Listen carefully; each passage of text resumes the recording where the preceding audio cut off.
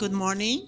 My name is Nahid, and I am originally from Iran, Persia. I think you have heard of Persian dog, Persian cat, Persian, Persian poetries, and some of the poets, Hafiz and Rumi.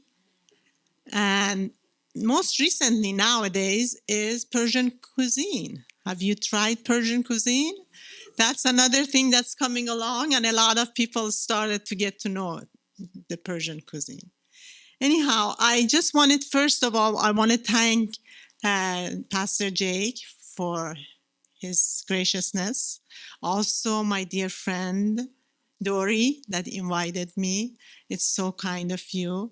And I will try. Oh, okay. All right. Thank you. Up and down. All right. I don't want to. I don't want to miss anything. So, thank you, friends, for being here. Uh, lights are okay. I'm going to move this a little bit. Sorry. Do you want to hold this at your eyes? It helps. No, that's okay. That's okay. I'm fine. Okay. So I'm going to talk about the Baha'i faith. What is Baha'i faith? This is my personal perspective. It's my personal interpretation of what I read and what I understand. And it is what I was taught from a very young age. Baha'is believe in Baha'u'llah. Let's see. Oops. Am I? Okay. Oh, went back. Okay, too much. Up, up, up, up. Yes, please. Okay. So Baha'u'llah is the founder. The Baha'is, follow Baha'u'llah. Baha'u'llah is an Arabic word. And when you take Baha means glory and Allah is God, smash them together, it becomes Baha'u'llah. Baha'u'llah was born in 18th century in Iran, Persia, the old Persian country. And he was from a noble family. And he put aside all the status and power that he could have aside, and he became a spiritual teacher. His teachings is about love, unity, oneness, especially, and I see it in this room. Truly, when I this morning listening to Randall, reading all this stuff and talking, especially Jay, it's the same thing. We are all talking, want to have that oneness because we are one, because we are created from the same creator. I lived in Iran until I was like 20 years old. I got married and moved to United States in pursuit of education. My husband and I, he's actually here. We've been married 51 years, so you can guess my age. But the Baha'i faith is a worldwide faith, and in any corner of the world you will find Baha'is, and the teachings are all the same. Baha'u'llah's teachings and work, because he revealed many books, it's been translated to many languages, over 700 dialogue and languages.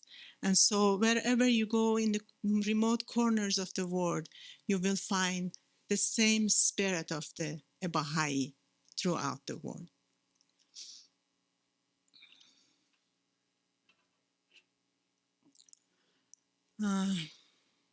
One of the teachings of Baha'u'llah is about self-knowledge. We are all obligated to find the truth, investigation of truth. And I'm going to ask my friend Roshan to read this quotation from most of the readings that we are going to have is from Baha'u'llah himself, and some of them are from a book called Hidden Words. And to me, the hidden words are like prescription for life. So, my dear Roshan. O Son of Spirit, the best beloved of all things in my sight is justice. Turn not away therefrom, if thou desirest me, and neglect it not, that I may confide in thee. By its aid thou shalt see with thine own eyes, and not through the eyes of others, and shall know of thine own knowledge, and not through the knowledge of thy neighbor. Ponder this in thy heart, how it behooveth thee to be. Verily, justice is my gift to thee, and the sign of my loving kindness. Set it then before thine eyes. Baha'u'llah's teachings spread, especially in 18th century, throughout Persia, and of course gradually influenced the other parts of the world. But because of the new faith that he has brought, the new light that he has brought, he was himself, his family, and a lot of his followers were persecuted, unfortunately. The message of love and unity, it's scary to some people. So most of he was banished from Iran and he was banished to many other countries until the the government, because the clerics and the government were not very happy of what was happening, sent him to the remotest place of Palestine. That's Akka. Palestine, of course, now part of Israel, in Akka, and it was one of those really hard prisons that the thieves and murderers were sent there. And the hopes of these government officials and clerics was to distinguish his light. But this light was more powerful. Who can distinguish the light of unity? So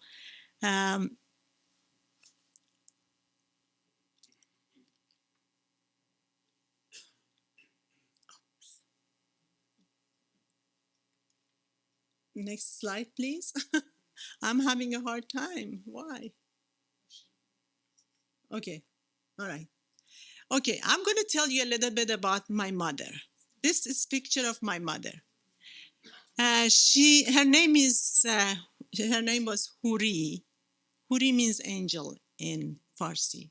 And I think he was truly an angel because the way, because of his her grandfather and from my side, my grandfather became the followers of Baha'u'llah. So the teaching penetrated in their family.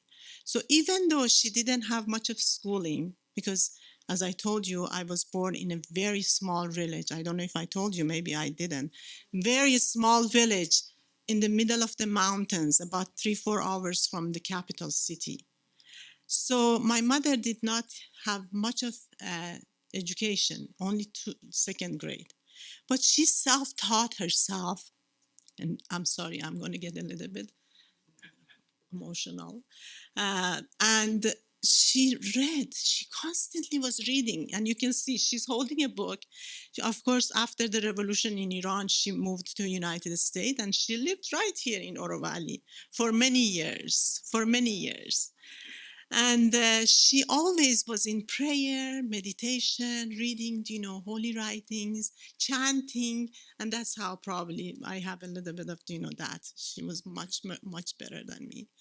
And she taught us, even though we were in villages later on, to pursue our education, to be a service to humanity. Those were the things, to read the holy writing, to get connected with, with God and service to humankind.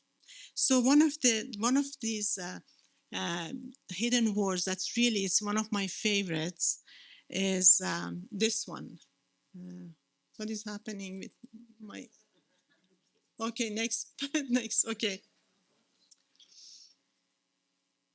O Son of Spirit, my first counsel is this: possess a pure, kindly, and radiant heart, that thine may be a sovereignty ancient, imperishable, and everlasting.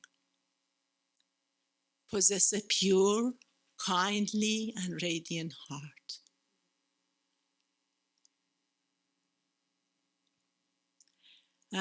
One of the teaching of Baha'u'llah is reading the writings every morning and evenings. Morning when we start our day, to how, last week when Pastor Jake was talking about, we see these days, we see all these negative things, of course we see a lot of good things, but then we concentrate on that little negative and become angry.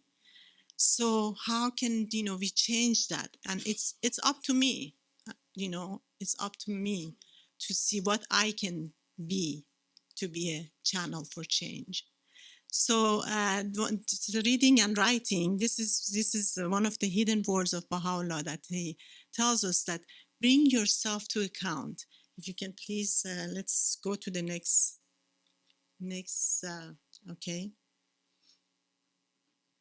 O Son of Being, bring thyself to account each day,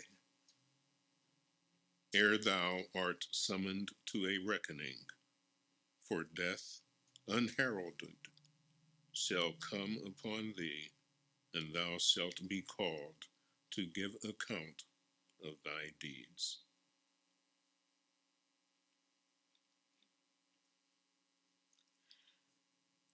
There are three basic teaching of Baha'u'llah. One is oneness of God. There is only one God. You may call it Allah, you may call it the Holy Spirit, whatever you want to call it, the divine. It's up to you. But there is a creator that most people believe in.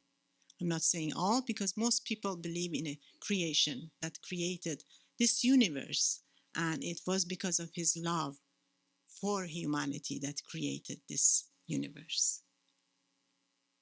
Okay. The second one is the oneness of religion. You might say, what do you mean the oneness of religion? There's many religions in the world. How can there's one? But Baha'u'llah said, the religion of God is progressive, is changing, ever changing, and the prophets or messengers, or what you want to call them, the divines, they come every 500 to 1,000 years to bring teachings, the new teachings to mankind. And, the spiritual teachings are all speaking of the same thing. All speaking of the same thing: nearness to God, kindness, love, compassion, truthfulness, honesty. But then it's the social teaching that changes throughout the ages, because we as a humanity are evolving. Baha'u'llah calls these divine teachers. These are some of the I can't see it myself. Some of the prophets or messengers, you can call them. But in the Baha'i faith, we believe in progressive revelation. Means they come in different stage. And Abraham, Moses, Buddha. Am I seeing it? I can't see that. I should have had it written. Yeah. And then of course Bob was the prophet. Forerunner of Baha'u'llah, and then Baha'u'llah for today. But Baha'u'llah calls these prophets, these divines, he called them divine physicians. Okay. The all-knowing physician hath his finger on the pulse of mankind. He perceiveth the disease, and prescribeth in his unerring wisdom the remedy. Every age hath its own problem, and every soul its particular aspiration. The remedy the world needeth in its present day affliction can never be the same as that which a subsequent age may require. Be anxiously concerned with the needs of the age ye live in, and center your deliberations on the exigencies, and requirements. Exigencies, yeah. Next is oneness of mankind, that we were all talking about, reading, praying, music, everything is about that oneness, that love that permeates from our hearts to each other. And you know, it's so funny because a lot of times when we see something in somebody from different part of the world or different culture or different race, unfortunately, because of the prejudgment that we have, we treat them differently.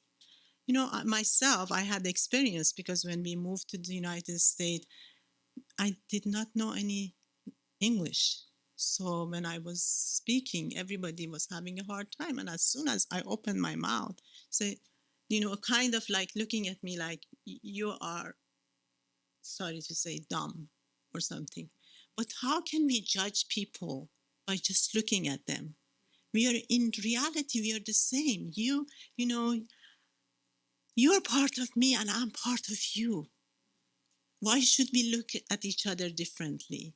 So the oneness of mankind is one of the pivotal point of the Baha'i teaching, and that's I think that is something very important. And as I said today, we all read and chant about that. We are the notes, like just Randall was playing. If he was just playing one note, it would have been boring, huh? If we enter a garden and the flowers are all the same color, it would be boring. It's the diversity that bring us together and makes us this beautiful, beautiful humanity. So we need to see humanity in each other. And that's one thing. As far as for the ones that have children, the childrens are playing such an important part of our lives. How we train them, how we educate them in that love, in that selfless love for another human being, or any of the God's creation.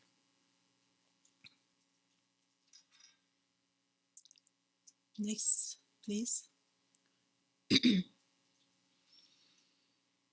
He who is your Lord, the all merciful, cherisheth in his heart the desire of beholding the entire human race as one soul and one body. And then the next one, please.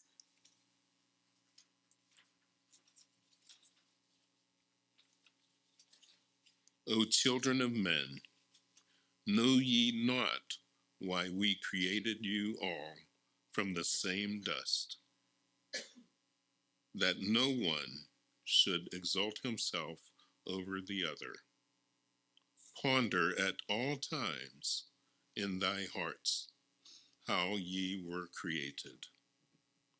Since we have created you all from one same substance, it is incumbent on you to be even as one soul, to walk with the same feel, eat with the same mouth, and dwell in the same land, that from your inmost being, by your deeds and actions, the signs of oneness and the essence of detachment may be made manifest. Such is my counsel to thee, O concourse of light. Heed ye this counsel, that ye may obtain the fruit of holiness from the tree of wondrous glory. Thank you. Next slide, please. So I have written in this slide, love, amor, and ishq. Those are the three languages that I know. So, so love is the base, isn't it? It's, love is what warms our hearts. When we just exchange a loving word to somebody else, it just brings light to their heart. It lightens their heart, brings, like a flame of fire in their heart. So that's, and I love the sign here. It says love, period. Just love, just love each other. So there is a few different kind of love. Of course, there is love of God for man, for humanity. That's why God created everything. And then there's love that flows from man to God. That's when we worship God and we get closer to Him and follow His commandment as far as, for example, love, compassion, honesty, and become His image in reality. And then there's the love of mankind, as we talked about. That love that exists between each one of us. Next, please.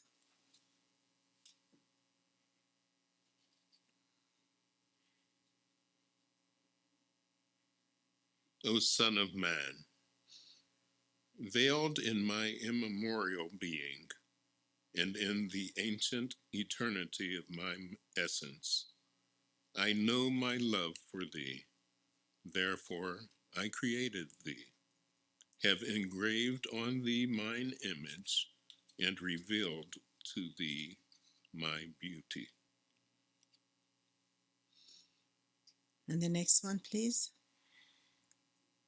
O ye children of men, the fundamental purpose animating the faith of God and his religion is to safeguard the interests and promote the unity of the human race, and to foster the spirit of love and fellowship among men. Whatsoever is raised on this foundation, the changes and chances of the world can never impair its strength, nor will the revolution of countless centuries undermine its structure. In thousands upon thousands of locations around the world, the teachings of the Baha'i Faith inspire individuals and communities as they work to improve their own lives and contribute to the advance of civilization. Baha'i beliefs address such essential themes as freedom from prejudice, the inherent nobility of the human being, the development of the spiritual qualities, the integration of worship and service, the fundamental equality of sexes, the harmony between religion and science, the centrality of justice to all human endeavors, the importance of education, and the dynamic of the relationship that are to bind together individuals, communities, and institutions as humanity advances towards its destiny. I put this picture here. This is some of the houses of worship around the world, the Baha'i houses of worship. The houses of worship, this place kind of remind me that, because there is no distraction here. It's just like you're here to worship God and to connect your heart with your Creator. And that's what, I just remember the first time I walked in here, that's what reminded me. So the houses of Baha'i houses of worship around the world that are, there are continental, the countries and, cities, depending on, depending on what's, as far as the growth of the community, are open to every person. Doesn't matter if you believe in anything, if you do not believe in anything, if you're atheist, you're Christians, you're Jews, you're Muslim, you're, Buddhist, and you're, indigenous, what your teaching and heart belong to. Everyone is open into these beautiful spaces of fellowship and love and prayers, and the most important after prayer is service. These two elements, prayer and service, go hand in hand in the Baha'i faith, because when we pray, we ask God to guide us to be able to serve another human being, to serve somebody else, just like the service project that you're holding here.